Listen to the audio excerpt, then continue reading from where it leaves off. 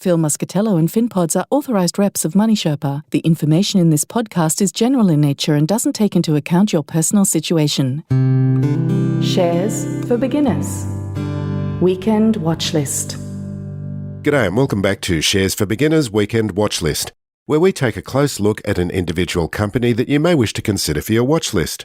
It's not a recommendation to buy, but a way for you to learn how Stockopedia screens for value. Joining me today is Chris Batchelor, and we're talking JB Hi-Fi, ASX code JBH. Good morning, Chris. Morning, Phil. Great to be with you again. So I just wanted to bring up at the beginning of this, when you mentioned that we're going to be covering JB Hi-Fi, I just remember the Australian Shareholders Association, the ASA, absolutely loved this company. And the way they described it, or one of their company monitors described this company, was their no-frills, frugal and focused culture. Is this the way that you see this company, Chris? Yeah, I think that's a pretty accurate summation of how they operate. They're really acutely focused on execution, always looking to drive the maximum efficiencies. And they do this, by keeping their costs low, and that enables them to be very competitive on price, but still maintain those solid margins. I mean, everyone thinks of both JB Hi-Fi and their other major brand, The Good Guys, as places that you go for value for money destinations. You get good quality products, but you're not going to be paying over the top, and they will generally price match if other competitors are offering a better deal.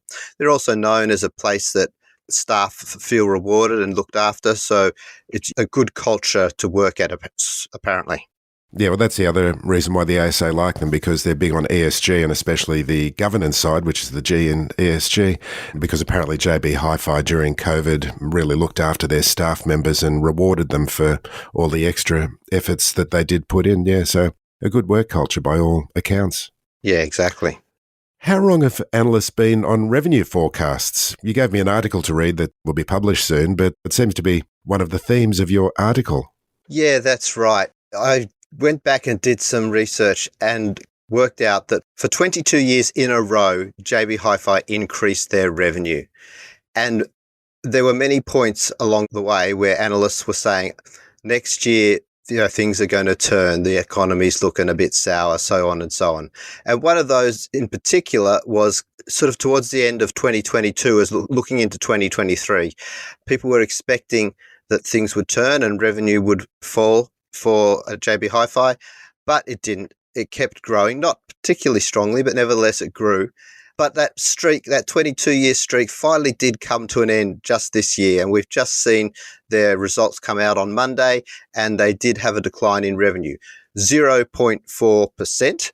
So it's hardly major, but nevertheless, it's the first time in that long, basically this century, that they have seen revenue go backwards instead of forwards. Wow. And on the scoring, it's got a great stock rank and momentum. And yeah, it's over the last couple of weeks, it's really been performing well in the share price, hasn't it? It has. It's quite staggering, to be honest, the way it has gone. And it's quite a juxtaposition, because when you look at the financials, it's all quite negative, really. It's hard to describe it any other way. I mean, we're looking for the silver lining here, but revenue was down, as I mentioned. Profits are down a lot more. They're down 16%. And yet the share price is up something like 40% this year. So what do you attribute that to? Yeah, well, I think there were a number of things. And it's worth noting that when they released their results on Monday, or since then, the price has rallied 13%. So obviously, despite the fact, as I mentioned, that they announced to the market that they had seen a significant drop in profitability, there were a couple of key points that the market seized on. One of those was things were not as bad as people were expecting them to be. So markets are driven by expectations. And when news comes out that they're expecting very bad news and the news is only bad, well, that's a positive. And so the price rallied on that. Two, they talked about not so much their forward outlook, but more they talk about their actual sales for the month of July, so the first month in this financial year, and they were stronger than expected. Sales figures, particularly for the JB Hi-Fi group, were up at around 5% compared with the same month in the prior year. So that showed a positive trend moving forward. And the third thing that the market liked was the announcement of a special dividend of 80 cents per share, taking the total dividend payout for the year to $3.41. And there's sort of an unwritten understanding when management are willing to offer a large dividend that they themselves must be pretty confident that things are going well, because they're quite willing to give cash back to shareholders rather than stashing it for a rainy day. Yeah, it's always interesting, that thing where expectations, if expectations are met, exceeded, or not met, what that has more an effect. It's like a company that has a good profit result or a good result might drop in value because it's not as good as what everyone was expecting. Yeah, that's right. And that's basically due to markets are priced based on future outcomes rather than, the results that we see today obviously are very interesting, but they're the past. And so markets are really looking at, what's going to happen in the future. And whilst, the actual results are clearly a guide to what will happen in the future, the biggest driver is that outlook, and that comes from expectations. And so, like you say, if expectations are, if exceeded, and in this case, a negative expectation was exceeded by being not quite as bad, then people think, things aren't as grim as we were expecting. Our expectations were too low, and therefore they raised their expectations up, and the share price follows suit. So is there an expectation that if the economy improves and consumer sentiment rises, that this will benefit companies like JB Hi-Fi and the good guys? Yeah, I think that's exactly right. So, there's a lot of talk around interest rates, and at what point will the RBA start to lower interest rates? None of us know the answer to that, of course, but at some point in the future, the RBA will lower interest rates, and the expectation is that will then spur demand, and people will increase their purchases of, the types of goods that JB Hi-Fi sell. So, yes, it is very much tied to the economy and expectations. But it's also worth noting that all businesses are affected by the economy, particularly retailers, but some are affected more than others. In other words, some businesses can actually capitalize on a negative period in the economy, whereas others will be damaged. And JB Hi-Fi is one of those businesses that is probably well positioned to capitalize. One, they have that sort of value for money proposition. So if people are tightening their belt, but they still need to purchase certain items, then they're probably more likely to look at JB Hi-Fi perhaps before going to some of the other stores. The other thing is that if other stores really do come under intense pressure, they may be forced to cut back, whereas JB Hi-Fi can increase their market share and then carry that through as they move into more positive times. So there have been many cost pressures in the latest results, especially labour costs. Tell us about those. Yeah, absolutely. So as I mentioned, revenue only dropped a tiny amount, but profits were down 16%. And a big contributor to that was the labour costs. As we're all well aware, there's been a lot of pressure from inflation, but that's also fed through to wage pressure. And the labour costs at JB Hi-Fi rose during the period a considerable amount. I think it was around 6%, because can't find the number right now, but about that number. And that, of course, flows right through to their bottom line. So that's put pressure on their operating margins. Operating margins fell, particularly in the good guys, but across all three of their main divisions, the operating margins fell, and that's why you've seen that decline in profitability. Apart from labour costs, what about the administrative costs? What are some of those costs that have been impacting the bottom line? Yeah, so rent, for example, have been rising. A lot of rents are tied to CPI, and so as that's been going up, so have rents. Your general administration costs have also been rising. So yeah, all of those factors have contributed to that increase in cost pressure. So do you have any thoughts on the good guys, which seems to be the biggest drag on the business? Yeah, so the good guys were, if you like, the standout negative component of the result, and their sales fell by almost 5% over the period. And given that, they're 28% of the group's revenue, so that's a significant impact on the overall business. And as I mentioned, operating margins there fell by 1.67%, so that's quite a big chunk as well. And that took their margins down to 6.75% from about 8% previously. It seems that, in particular, the consumer electronics that are sold by the good guys is where they suffered the most. But that was also coming off the back of a strong prior year. So when you're doing that comparison, it looks worse. Online growth for the Good Guys was positive, but only just, and that was slower than the other JB divisions.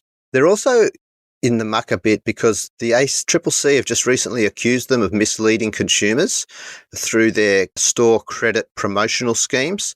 And so that's something that they're going to have to answer for. And it's just not good reputationally to be pulled up by the ACCC on something like that. So there's a few issues there that they're going to have to work through with that component of the business. The one encouraging sign, I guess, for the Good Guys that they did return to growth in the final quarter of the year. If you break their sales on a quarterly basis, they had a real shocker in the first quarter, but it steadily got better throughout the year and was positive in the final quarter. Are you picking shares on gut instinct? Buying on press tips or rumours? Do you struggle to find the time to keep up with the research and analysis that goes into evaluating potential stocks? Stockopedia are pleased to offer a special deal to listeners of this podcast, a 14-day free trial and a 10% discount on the first year of membership. Sign up now at y.stockopedia.com/SFB. There's no better time to access the most comprehensive, easy-to-use investing toolbox for DIY share investors. 10% off, 14-day free trial and a 30-day money-back guarantee. That's y.stockopedia.com/SFB. So I mentioned before that it's got a great stock rank and momentum score on Stockopedia, and at 63, it's even a reasonable value score. I mean, what are these numbers showing you from the Stockopedia perspective? Yeah, well, I guess, the standout, well, as you said, the momentum is very high, but also quality is very high. And the quality, at first glance, you sort of think, well, why have they got a high quality score? We're just talking about lower profits and lower sales. But the quality score is largely based on longer term measures. So you're looking at periods of 5 years or so. And when we look at those, a lot of the key measures are really consistently high. For example, your return on capital is consistently in the high 20s or above. Your long-term average cash flow to assets, so that's kind of measuring the yield on a cash flow basis, is above 19%. And that's a long-term figure, not just the most recent. Also, as I mentioned, you've had consistent sales growth, except for this last year. Every other year you've seen sales growth. And the balance sheet itself is managed very conservatively. So all of those sorts of factors are really contributing to a solid quality score. And then, as you mentioned, the value score at 63, whilst not sky high, the obvious reason for that is that the value score and the share price tend to move in the opposite direction or being equal. And as we mentioned, the share price has really jumped at a rapid rate. But it's still a decent value score, and that's because it's trading on a PE of, I think it's 19.1. The dividend yield's 3.5. These are the higher end for PE, or a little bit low for yield, but they're not staggeringly so. So they're still quite decent numbers. But it compares with, 18 months ago, your PE was down around 11. Your yield was almost 6%. So there's been a real shift in terms of that value. So let's dig deeper into the numbers. What are they showing? What have they come out in the latest results? Yeah, sure. So, as I think we've already mentioned, profit was down, which of course is reflected in earnings per share. So they break themselves out into 3 divisions: Australia, JB Hi-Fi New Zealand, and the Good Guys. JB Hi-Fi Australia was the strongest performer, and they actually had a small level of revenue growth, 1%. And that's 69% of the business. So you can see already there that it's the other 2 components that are detracting from the overall performance. JB Hi-Fi Australia also achieved the best margins, but those margins did fall by 1%, which, whilst is negative, again, it was still better than the other 2 segments. JB Hi-Fi New Zealand, at the headline level, experienced strong revenue growth, 12.3%, but that's on the back of new stores. They've been trying to expand in New Zealand. They've opened 5 new stores over the last year. They're taking their total store count up to 19. But bear in mind, New Zealand's only 3.4% of total revenue, so it's a relatively small impact. But what that meant with all that expansion was that their bottom line was actually negative. They went into a loss-making situation over in New Zealand. And we've already talked about the woes at the Good Guys. Yeah, I think one of the things about this business is the quality of the staff and the quality of the customer experience. I mean, up until a few years ago, even when my elderly mother was looking for a CD, she loved going into JB Hi-Fi to find that rare CD and get them to order it in, and all those lovely young people, as she put it, who would be serving her. Often then they look like refugees from a goth festival from the 90s. Yes, it's always a curious part of the culture that they're allowed to dress as they choose. Well, I just think that speaks to the business as well, is that they gives them a kind of particular personality, which, it's just not something that can show up in the numbers, but the culture is really important in any business, isn't it? Yeah, no, that's absolutely right. And like you say, people like going into the stores. They had those huge racks of CDs and DVDs that you can just page your way through looking for that particular one that's of interest to you. They have a great range of products. So yeah, it's a really well-run business and has been for a long time. The current manager, Terry Smart, is attributed as being a really excellent manager. And prior to him, you had people like Richard, whose surname I can't pronounce, but he was the managing director for the first 10 years or so and really built a strong business. So you think the future's bright for this company then, do you? Well, it's interesting. I do. I think it's a great business. If we're just talking about the business, I think it does have a bright future, much like their colour scheming. And the market is very positive, but it's interesting. It's not super positive. Like, they're expecting around 2% growth in earnings per share next year, which will still see them well below the levels of 21, 22 and 23, and more growth in 26, but still only 4% growth. So, it's quite modest, the expectations of the market as to how the business will perform. Not that the market always gets it right, but that's their current expectation. So the business as itself, yes, I think it has a bright future. As an investment, though, that's a slightly different question. And it comes down to that discussion we were having a few minutes ago about the valuation. Right now, I think they're kind of priced to perfection. If everything goes perfectly, then, yeah, you can probably justify paying, $75, $75.80 at the moment. But, it was only 18 months ago this stock was trading at $45, and even then it felt like, oh, gee, that's a lot of money. I can still remember when it was $30 and deciding not to buy it because it was too expensive. That was a foolish. Yeah, I had the same experience around 20. Yeah. But, can they justify these high multiples, which, as we said, aren't excessively high, but they are priced based on being a fairly strong growth company. But at least in the short to medium term, there's not an expectation of strong growth. Positive growth, yes, but not really strong growth. So it is an interesting situation in the way that the share market has really gotten excited about the business. And just in my view, I think a little bit of caution might be warranted in terms of, has the price got ahead of the fundamentals, despite the fact the fundamentals are very good. Yeah, looking out for those nosebleed valuations. Exactly. Chris Batchelor, thanks very much for joining me today. Thanks, Phil. It's always a pleasure to be here. Thanks for listening to Shares for Beginners. You can find more at sharesforbeginners.com. If you enjoy listening, please take a moment to rate or review in your podcast player, or tell a friend who might want to learn more about investing for their future.